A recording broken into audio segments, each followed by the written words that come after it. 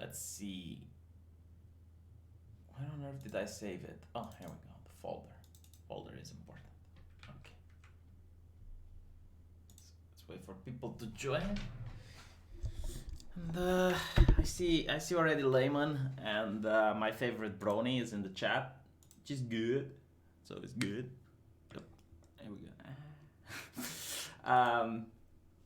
More and more people are coming. If you guys can share this out, especially if you're on my Discord, please share it out. I forgot to do it. You know what? Never mind. I'll do it.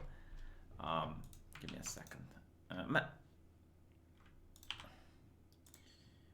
I'm apologizing for being so late. But you know, I didn't feel really well today, so I went to bed, and apparently I overslept.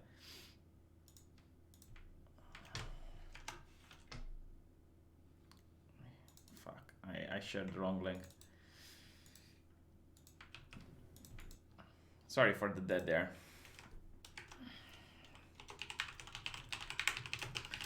Sargon is in a bit of a pickle. Apparently, BuzzFeed is going for his Discord channel. Like they find that he is organizing his campaign using Discord, so they're trying to get it shut down. Can't really help with that. It's up to him to figure it out how to fix it. But really scummy move, you know. It is what it is.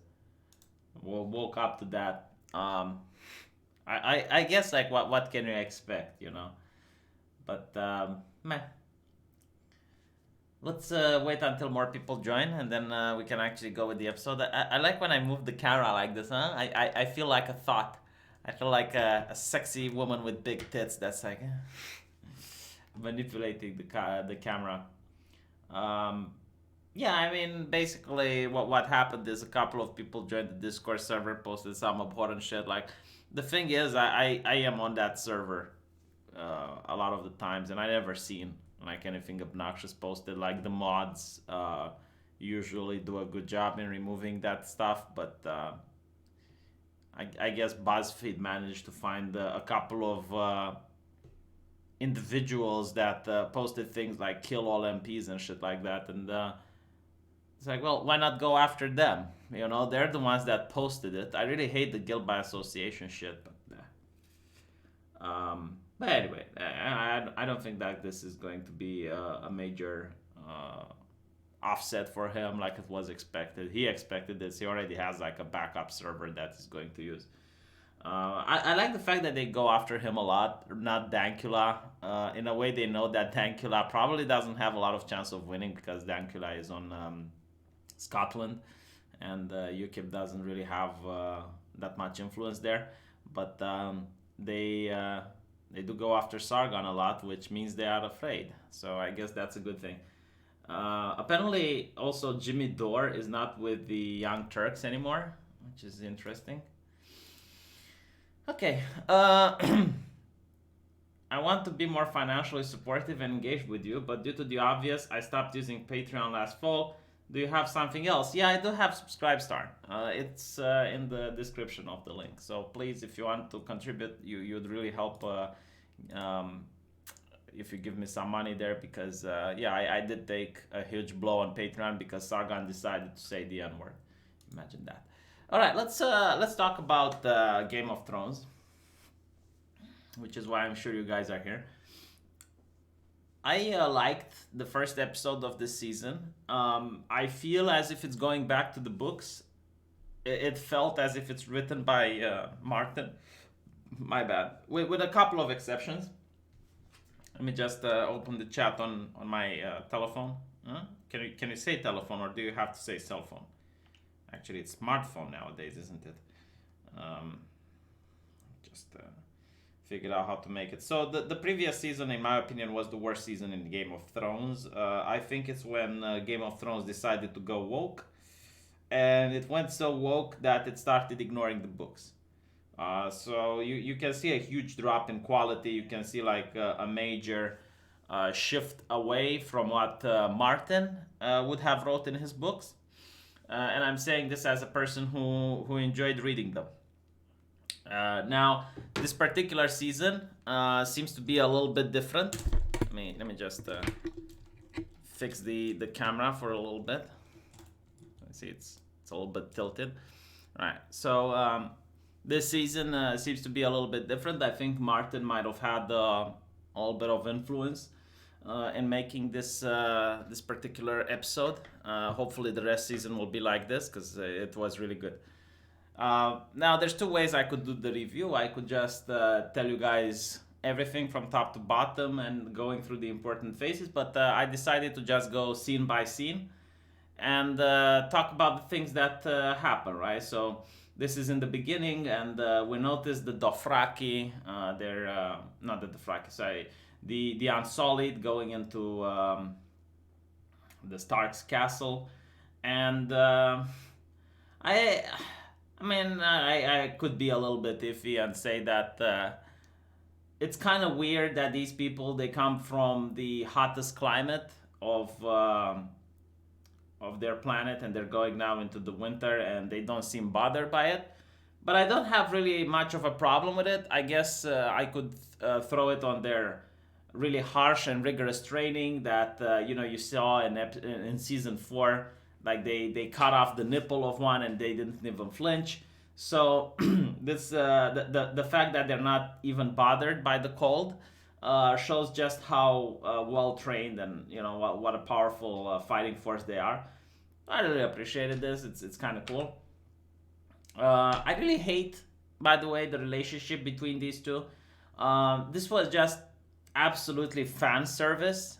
The fact that Wormtongue actually pussy licks, right? This is what he does. He pussy licks this lady.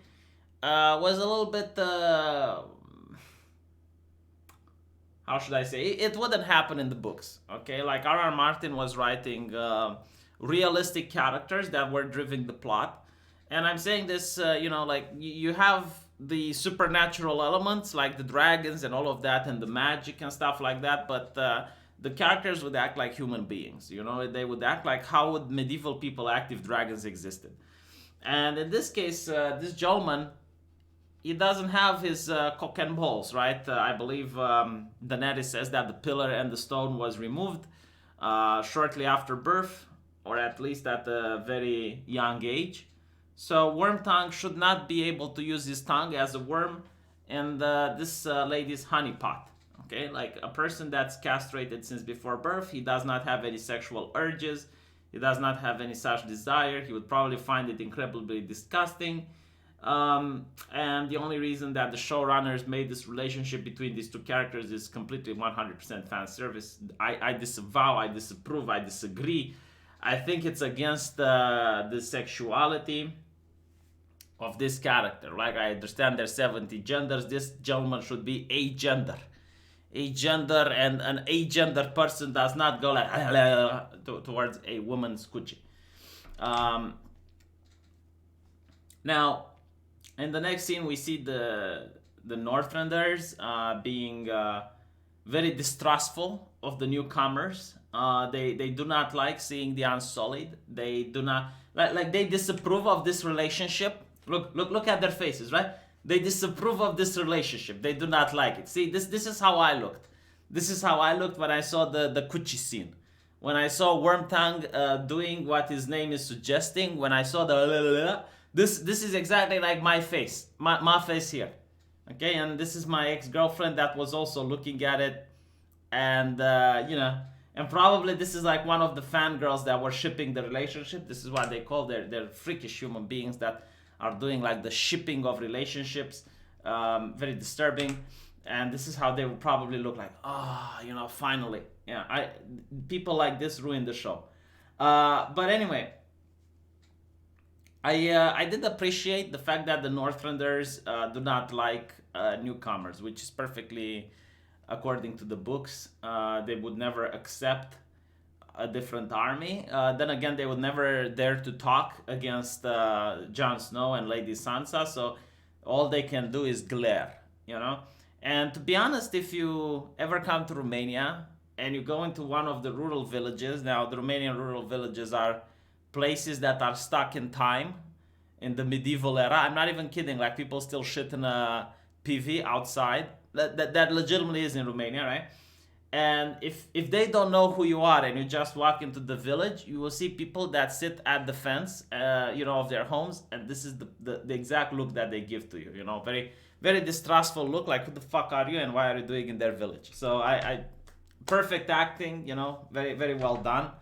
Um, Ignore that. And then you have like the dragons coming in and everyone is freaking out. Obviously, it's a perfect human reaction. I did notice that they whitened the Unsullieds. Like, do they not have black actors anymore? Like all the Unsullied were black, and now you get to see white Unsullied. I guess the budget for the movie is going a little bit down, huh? What? Notre Dame is on fire? Notre Dame is burning. Okay, but we're talking about Game of Thrones now. Maybe tomorrow I'll talk about it in a village. Jesus. Honestly, okay, if you want me to talk about the Yellow Vest just for a little bit, I'll put the parenthesis. I blame the news media, who I believe is in league with the government in France at this point, most newspapers. And because they're constantly downplaying the Yellow Vest, and they're saying, oh, they're over, like nothing bad is anymore happening, like the Yellow Vest protests are gone. Like the Yellow Vests are constantly trying to outdo themselves in order to get the attention of the media, and it makes sense that Notre Dame is burning. Let me just go through a super chat from Soxelnik the Great. Alshifex makes good Game of Thrones content. Watch him or I stab a rat. I'm afraid you're going to have to stab the rat. And Susan Anderson, Notre Dame is burning. Well, we talked about it. Now, here's something that really bothers me, right? And I'm telling you this as a person who comes from the land of winter.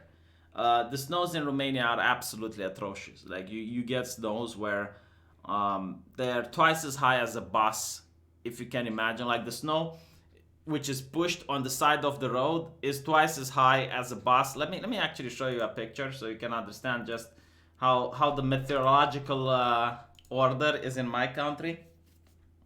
Romanian big snow. Let me just manage to show you something. I need to find the one with the bus going through the. Never mind. I think this one is good, actually, right? So Romanian big snow communism. Let's try like this. Okay, right. You kind of can see. Here, right? This is how Romanian landscape is like, right? So this is the snow, and you can see it's a lot higher than a human being. You get these things, right? This is in Alaska, but you get it similar in Romania. So you get like the bus, and the snow is actually twice as high. Like, this is something normal. It's not something uncommon. You get to see it every year, right? So as a person who comes from this type of weather, I'll tell you that this castle really bothers me. First of all, it's in the north, right? So it's going to take the brunt of most winters. And as I understand it in Game of Thrones, the winters last for years, right? The summers last for years, but the winters last too. So the main problem with this, and this really bothers me, is why do they have these flat rooftops, okay? I know it's a little thing, but it really breaks my immersion. Because what happens when you have flat rooftops is that the moment it's snowing, you'll have all the snow going inside, and the snow starts gathering and gathering and gathering, and it applies all the pressure on the rooftop. And then eventually, like, you will have, and I'm not even kidding, you will have tons of snow pressing on that rooftop, which makes it collapse. I had an ex-girlfriend which wasn't very rich, very wealthy. She was wealthy in in appearance, but not wealthy in the pouch. And she lived in a house, not in a tenant. I mean, not in a building apartment. She actually had a house, and every winter, like, that was a problem. Her roof would collapse because massive weights of snow would press on the building. So you would want to build all of your roofs like this, like these things, so that the snow goes and falls down rather than this stuff. Just a little thing that I wanted to say. I I got from Gabriel Montreux, Game of Thrones stopped having good writing after season 5. This was good writing, by the way. Like I genuinely love this particular season. Also interesting, the weirwood trees. They had really good cinematics with the contrast of red over white. So here's something interesting, right? Apparently, this is the Mormont kid. As you guys remember, in the previous season, Sansa wanted to destroy House Mormont, like kill all the lords and give it the lands to another house. But Jon Snow insisted that it's just the people who rose up against him, and their followers would basically still maintain the house. So now you have like this little kid, which is which is the Mormont kid. Now, what's really interesting, right? A lot of people probably don't know this, and you find it unusual for a kid to be part at this assembly. But in reality, in the medieval time, this was the norm. Okay, most men that were on the age of 10 to 12 would already be considered mature. Here's a fun fact, and you can Google this to find out. At the age of 7 in medieval Britain, you could be hanged for theft. So they would hang children at the age of 7. They would consider the age of 7 to be the age of consent. Now, if you wonder why that is because first of all, in medieval period, you would have like very high mortality rate for infancy. So first of all, it was really lucky if you managed to survive the first years of your life. But then there was like another high mortality rate for young adults, usually age 20, 25. If you manage to survive that, then you're probably pretty much okay until you get old.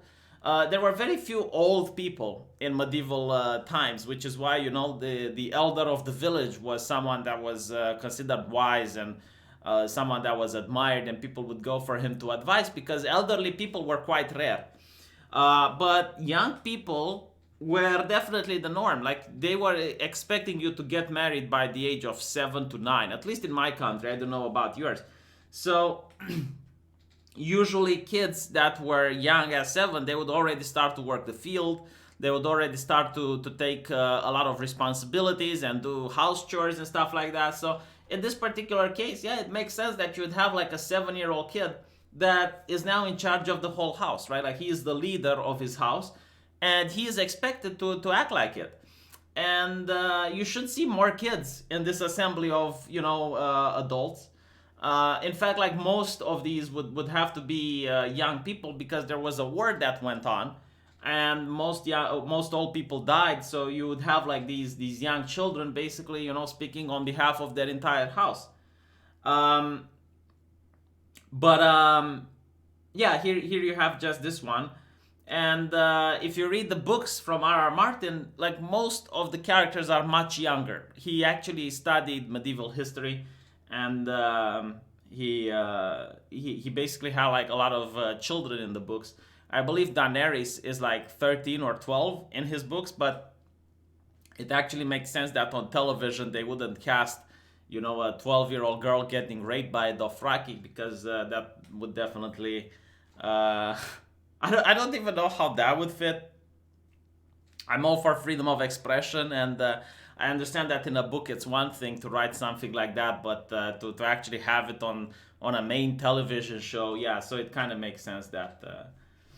I don't care that Notre Dame is burning. Go piss on it if you care that much. Honestly, I'll make a video about it tomorrow. I do care. Sorry.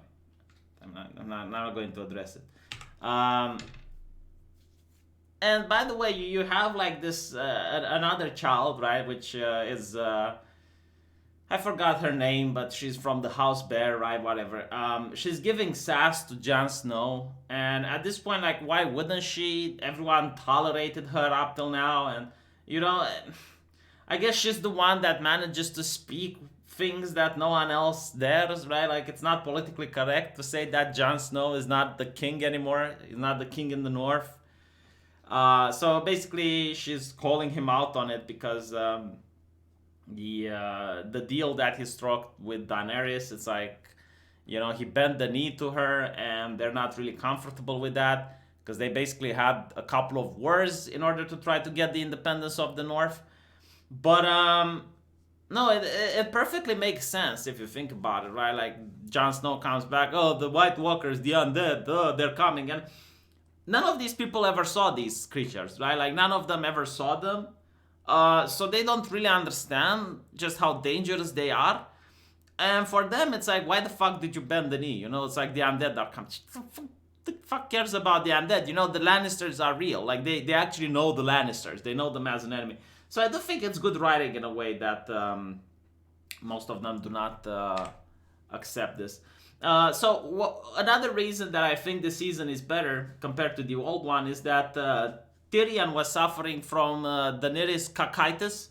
You know, he got cocked by Daenerys. Ever since Tyrion got into the presence of the almighty Mademoiselle, he had to take a back row. Like this is the way social justice writers know how to make strong and independent women. They don't know how to build their character up. Instead, they have to bring everyone down in order to make them shine, right? So if you look at the previous season and you wonder like what contributions Tyrion had, nothing. He does nothing, like literally nothing. But in this case, he actually has a very interesting speech where he tries to calm everyone down and explain to them why Jon Snow had to bend the knee, and it was like quite an interesting speech. And another thing that I found interesting, which is something that I was wondering last season, and last season everyone was telling me to shut the fuck up and stop asking this. How the fuck do they feed their army? You know, like think about it. Okay, Daenerys comes with the Dothraki, with the dragons, with the Unsullied. How the fuck is she feeding them? Like, is she spreading her butt cheeks and creating magical grain out of her ass? Like, how is she planning to feed the whole army? And the reason I was bringing this up is because in the books, that would have been something that was dealt with. You know, like that would have been a major problem. Because Martin, again, like the reason his books are so great is because he actually like treats all these issues and he tries to address solutions for them. You know, maybe they would have sacked the castle, maybe they would have done something, but in the movies it's like, no, you know, she arrives at Dragonstone and the walls are open and no one is occupying the castle and she just walks in. Yeah. And now it's actually the question, like, how are they going to feed all these things? And yeah, that is a problem. They didn't address it yet in this episode, but I'm generally curious, like, how are they going to fix this issue, especially with the dragons, because they eat a lot, apparently. I got some super chats from Rondun. A small fat Romanian cries out, the free market, mate, the free market, as the proletariat strikes. And also, Notre Dame Cathedral is on fire. Well, go take a piss on it, as I mentioned. Right now, we're talking about Game of Thrones. I'll talk about the Notre Dame probably in tomorrow's video. Also, Gabriel Montreal, they killed important characters off screen for the entire season 5. Do you think they will show them eating? LOL. You know, one can only hope. That's my thing. And you have like a little bit of Sansa winning with Tyrion. Like, I know that the showrunners do this a lot. They just think it's like, you know, what type of characters would be nice to have them talk with each other. And they pretty much like this was the entire season, like getting characters that you'd want to see them talk with each other, just being placed into these situations where they're basically talking. And Sansa is like, oh, Tyrion, you're the smartest man I know. Why do you think Cersei would bring her army in order to help us? Which is kind of a good point. You know, like, we already know that Cersei doesn't want to bring her army. And here we have the dick measuring contest. It's like, oh, look, I have Needle. Needle is quite big. Remember when you built it for me? Oh, yeah, look, I have this Valyrian sword. Look, it's much bigger than Needle. Okay. You know? And Arya lost the dick measuring contest, I think on purpose, because she didn't want to show her dagger. Right? So, you know, they played a little bit of I show you mine, you show me yours, and Arya didn't want to show hers. Like, it's just, look, we got Needle, poke, poke, poke, and Jon is like, oh, look, I got this. In a way, it was kind of heartwarming,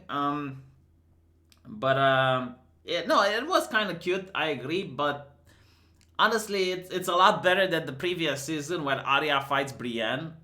It's like Brienne the Tarf was like the best swordsman of entire Westeros, and she manages to outperform Brienne with her little dagger, and I was like, oh, come the fuck on. Brienne was like in full plate armor, swinging at Zweihander, and Arya with her little dagger going like, tee, tee, tee. Like, oh, come. Yeah. But at least we didn't see it here, you know? At least that. So yeah, no, I really like the relationship between these two. Yeah, so back to King's Landing, you know, man, I watched this show since season one, and recently I started watching season one again, trying to get someone into Game of Thrones, and my God, how these characters have aged. You know, like you can definitely see if you watch season one and you compare it with the Queen now, you will definitely see that the crossing of time has made its mark. Yeah, the next scene shows the Golden Company. I don't know if many people even know who the Golden Company is. Like, if you just watch the show,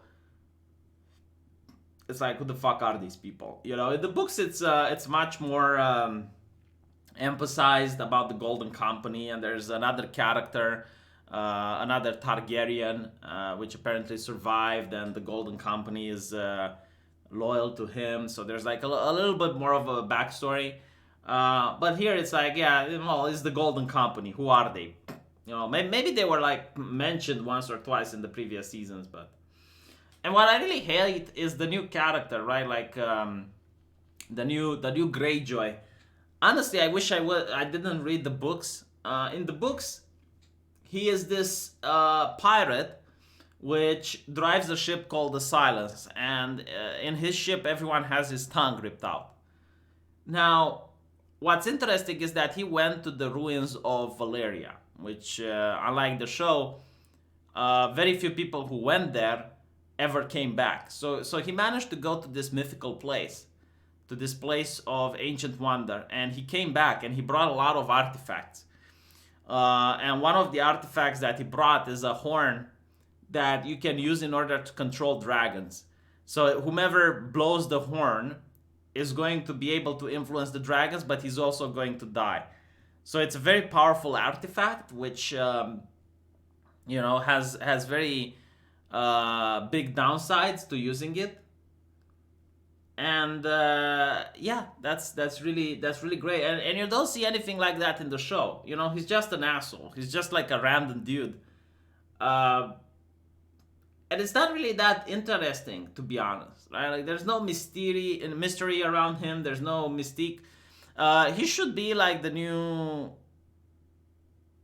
I would say, the new Ramsay Snow, right? Because the cool shit about Game of Thrones is that there's always a character that you really love to hate, like a character that you really want to see die. And the first one is Joffrey. You really want to see Joffrey die because of what an asshole he is, what a prick he is. And then it's Ramsay, and now it should be this guy. Like, this guy should be the driving force, like the most evil of the evil. And I don't think like in the show he's anything like that. I don't know why they decided to retcon his character so much. To be honest, doesn't really serve the plot. Like, they could have had all this cool shit about him while still maintaining his character and still, making the show be a little bit more on the budget. But yeah, Sansa said she thought Tyrion was the smartest. Yeah, of course, no one is smarter than Sansa. And like, here is another thing which I don't think Martin would have made. Why the fuck is he keeping her alive? It makes absolutely no sense. Like, this bitch can spark a civil revolt. Alright? Like, there are people that are still loyal to her. In fact, there are a lot of people still loyal to her that if she ever manages to escape, she would be able to start a civil uprising. So why the fuck are you doing this? Like, why not? Either you kill her or you put her in a more safe place that people can't rescue her from. You know? You would point that out, but it's like someone in the chat, he respects her. Oh, fuck off. It doesn't, like... Look.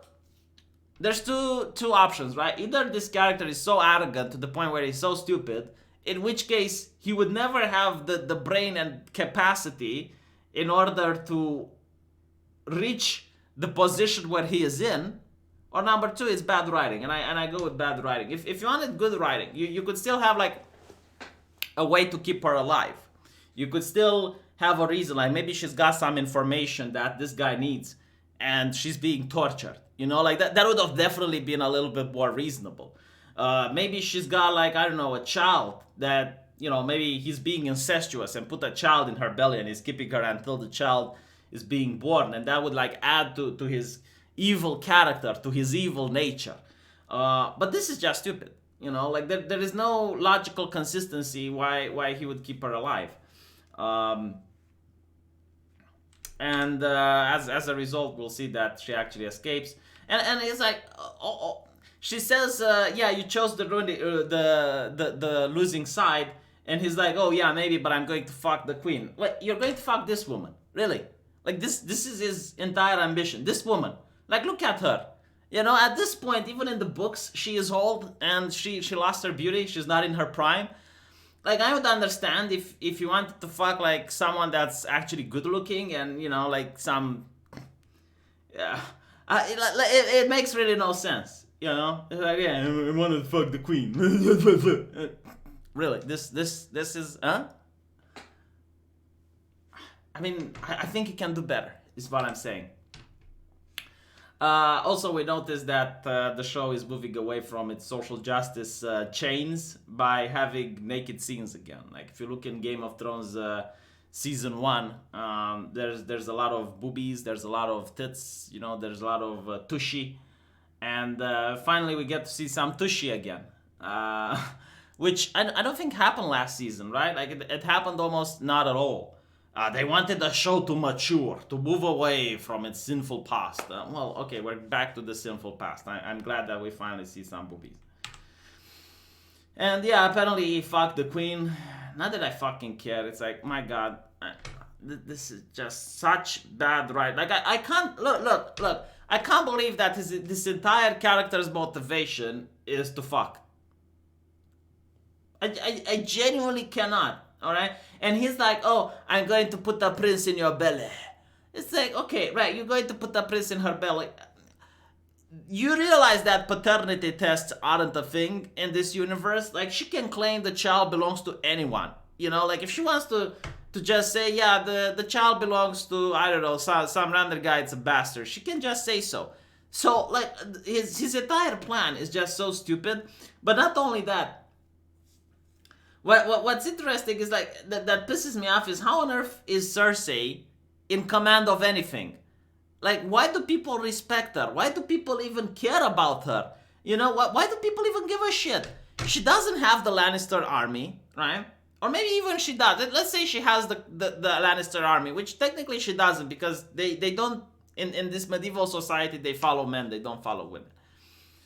The only thing that she's got is like the Lannister army and the Golden Cloaks. Like, it makes absolutely no sense that people would side with her. She's not even in the heritage for command, right? She's not even in line for the throne. It's like, okay, her husband was Baratheon, and a Baratheon in line for the throne. And it makes no sense that she, as a Lannister, would put her pretty ass on the throne and people just go like, yep, no, that's legit. Fun fact, today I learned from Louder Than Crowder that Hitler was a social democrat. Of course he was. Moving forward. Because of her father's reputation. Yeah. And there we go. You know, like, when I watched the scene, I was like, yeah, you're going to have a civil uprising. So you have, like, Theon Greyjoy just randomly getting up on a ship in the middle of a flotilla. No one notices him. He kills, like, the 3 guards that were guarding. He's rescuing his sister.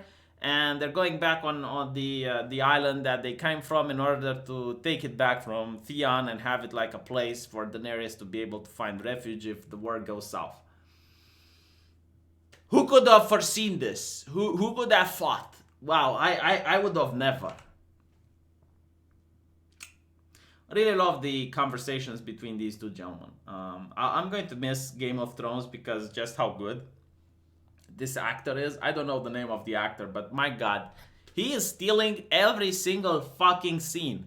Every single scene he is in, you know, this ballless gentleman manages to steal it. And it's like, wow. Yeah, so they're talking about getting Jon Snow and Daenerys to marry, which to be honest is not really a bad idea. Like she needs to marry someone from Westeros anyway in order to have like a firm grasp on the continent. This is what people do in medieval times, like marriage, especially for the lords, right? Like for the peasants, not so much, but for the lords, marriage was never about love. Like marriage was about forming alliances and forming. Uh,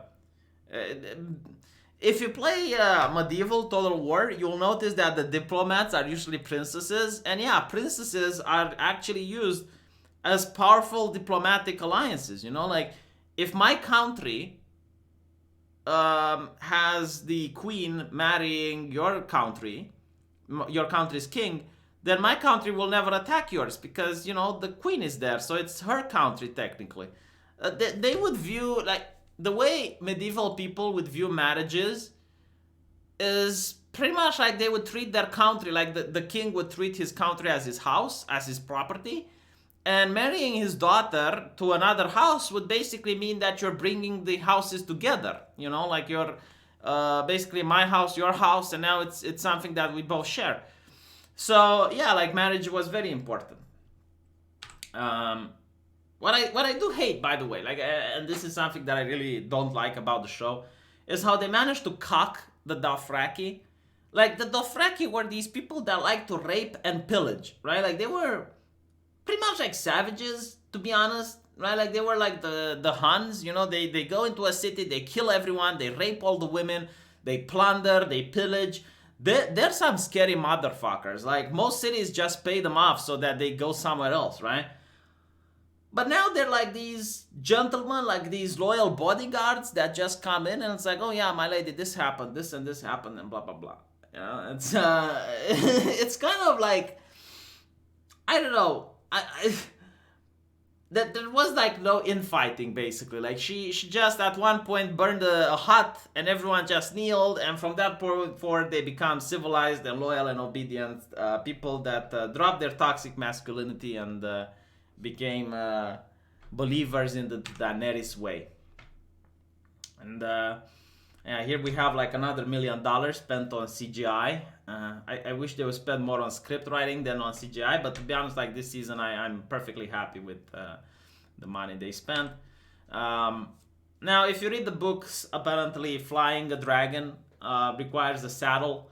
A lot of times, like in the books, they manage to, like the way you fight a dragon rider with another dragon rider is to like aim for the saddle and make the dragon rider to fall off. And here in the books, in the movie, is just, well, grab onto something and start flying. Okay.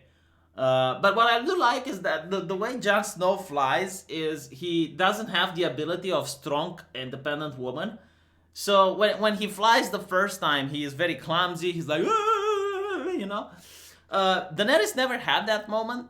Why? Because she's strong and independent, unlike Jon Snow, which, it's okay to have him go.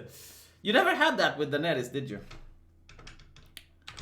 Yeah, and here we have like the sexual event which took place. It's almost like the actor doesn't want to kiss her. It's like, but yeah, no, the sexual event happened between the two. We have like some moments with the Hound and Arya, which I kind of love it. It's like it kind of shows the Hound was right, because the reason Arya hated the Hound is because he was merciless, right? Like he didn't have like the morality that she thought of what a good man would act like. He actually robbed a couple of innocent people. He was very distrustworthy of anyone. And now you have like the Hound telling Arya, it's like, oh, it looks like you ended up okay because you're a heartless bitch, just like I taught you. And Arya was like, and I kind of love that, that was kind of cool. Let's see. Yeah, this was a scene that I really like. Now at this point in the show, we suffered from a bad case of teleportation. Okay, it happened a lot in the previous season, and it seems to happen now. We don't have characters anymore. We have props, and the props need to be moved according to what the story demands. You know, it's like when you go to a theater and you have a prop of a tree, you have someone that just picks up the tree and move it somewhere else in order for the next scene to happen. So you have Daenerys and you have Mormont that teleport to the Citadel. Just like that, like poof, they're at the Citadel now. Now, in the books, I believe it takes, I don't know, about 2 weeks, if not a month, to go from King's Landing to the Citadel. It probably takes even more to go from the north to King's Landing to the Citadel. But here it's like, no, boom, at the Citadel. Okay, right? That happened. And now Sam is teleporting to Winterfell. And someone in the chat said Sam is at Winterfell. No, it's not, because Jon Snow says, oh, I thought you're at the Citadel. Now, you know, maybe I'm wrong and I missed it. Okay, it's possible that I missed it. It's possible that I missed it and he's at Winterfell. I've not understood when that happened. Okay, I probably missed it. All I know is that he saved Mormont and then that was it. Like, when did he go to Winterfell? Huh? Sam is at Winterfell. Jon just didn't see him. Okay, you know, maybe... my bad. Alright, I take it back. Last season was the teleportation. Okay, so no one teleported. Fair enough. Right, so... I love this. It was a very funny moment. A lot of dark humor. It's like, oh yeah, this guy, you know, he saved my life. And Daenerys is like, oh yeah. How can I repay you? It's like, oh yeah, I'm Tali. And it's like, oh, you're Tali. By the way, I killed your dad. And he's like, well, at least my brother is there to take over. I killed your brother. Now, it's kind of interesting, right? Because it's never shown that he had affection towards his father in any way, shape, or form. But I guess, you know, the character actually did. That's understandable. But yeah, we'll see about it in a bit. He meets Bran and he tells Sam that he has to. What? Why can't I? Huh? That's it. These are all the photos that I took. Can't be it.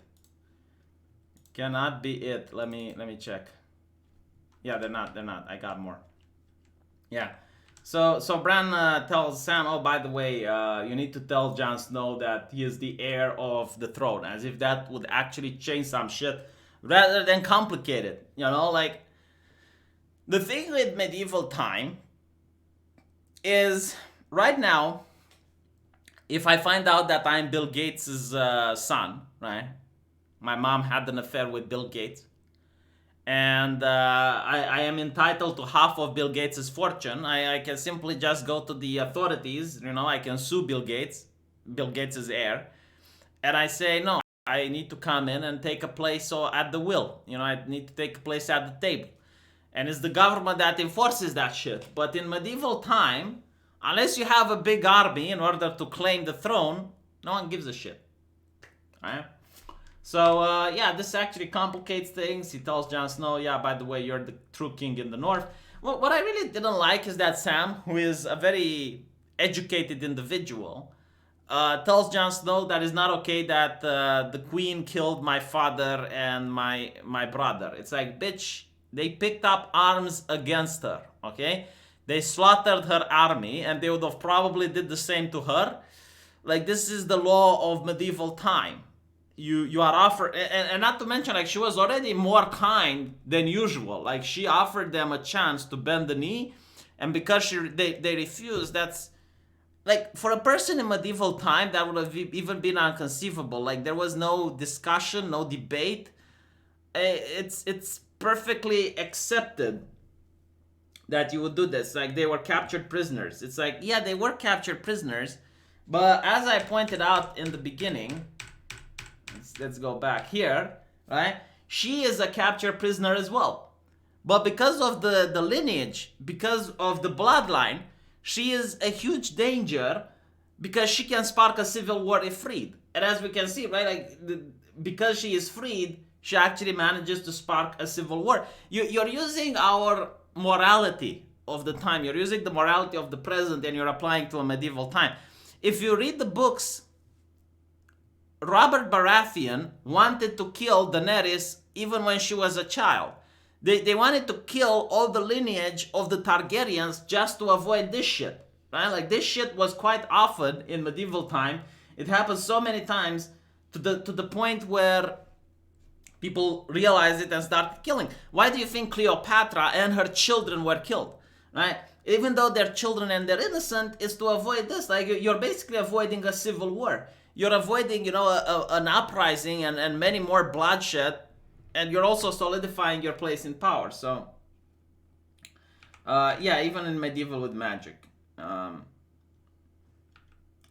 it's not mercilessness. Like, they were offered the chance. It's like, look, just bend the knee. Bend the fucking knee. And they didn't want to bend it. So it's like, oh, okay. But yeah, so it was ended with the Ambridge kid dying, which I was a little bit surprised. I didn't expect them to kill a kid, which is quite interesting. You never see dead children on TV shows. So I guess this shows just how brutal the actual enemy is. It shows how brutal the White Walkers is, and I can't wait to see that next episode where maybe they will go more into the Knights. The Night King. Yeah, no more Umber. I kind of like them, but you take them prisoner. Yeah, well, when you take them prisoner, for the love of God, how many times do I need to show this? You take them prisoner, and then they escape, and you have a civil uprising. And then you have to put down the civil uprising, okay? If this gentleman, with the pants down, would have killed her, all of this would have been avoided. Alright? Like, all of this hurdle would have gone away. But instead, it's like, you people would have been very bad medieval leaders. I'm telling you this. Like, you people would not survive in a medieval society. My kingdom would rape your kingdom. Okay? I would take your kingdom, and then I would, like, when you play Call of Duty and you press the crouch repeatedly, that's what I would do on your land. Alright? That's what I would do on your soil, because you people are very bad leaders. You think from the heart, you don't think from the brain. Anyway, I'm going to see about Notre Dame being burned now. Apparently it's a big thing. A lot of people are telling me. Yeah, I'll thank you for watching. I'll probably do this again next week. Sorry if it's boring. I noticed not that many people like last time tuned in. But I really like Game of Thrones. It's just 6 episodes, so I'll do a review for them in the coming days. And, peace out.